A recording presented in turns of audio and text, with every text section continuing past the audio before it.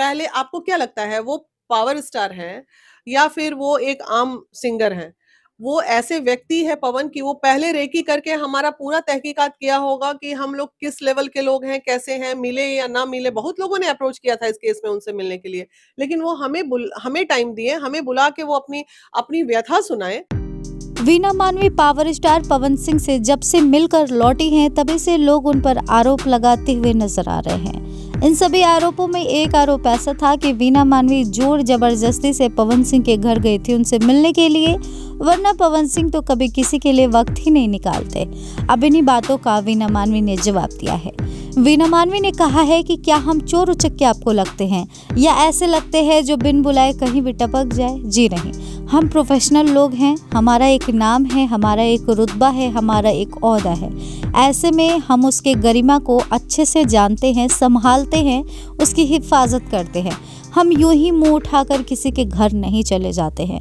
हमने पवन सिंह से मिलने के लिए कहा था दीपक सिंह से, देन उन्होंने पवन सिंह से ये बात रखी थी और पवन सिंह ने खुद वक्त निकाल कर हमें फ़ोन किया, हमारा टिकट कराया और हमें बुलाया था और अपने घर पर हमारी सेवा की। हम 2 दिन साथ रहे थे, हम अच्छे से बातचीत किए और उनके पक्ष को जान पाए।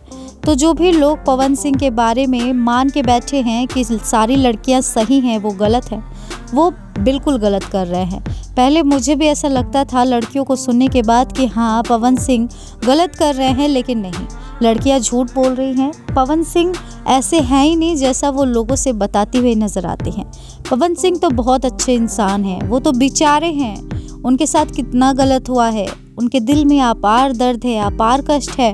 उनके हंसते हुए चेहरे पे मत जाइए, वो अंदर से कितने टूटे हुए हैं ये मैं देख कर आई हूँ। पवन सिंह बहुत नेक इंसान है और वो इतने साफ दिल के हैं कि जो है मुंह पर, ठीक है।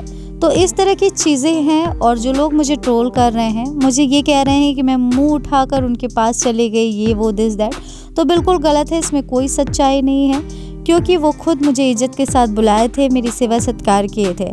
अब लोगों को शायद मिर्ची लग रही हो, उन लोगों को मिर्ची लग रही हो कि क्यों मुझे बुलाया, उन्हें नहीं बुलाया, जो पत्रकार लोग हैं, जो यूट्यूबर्स लोग हैं।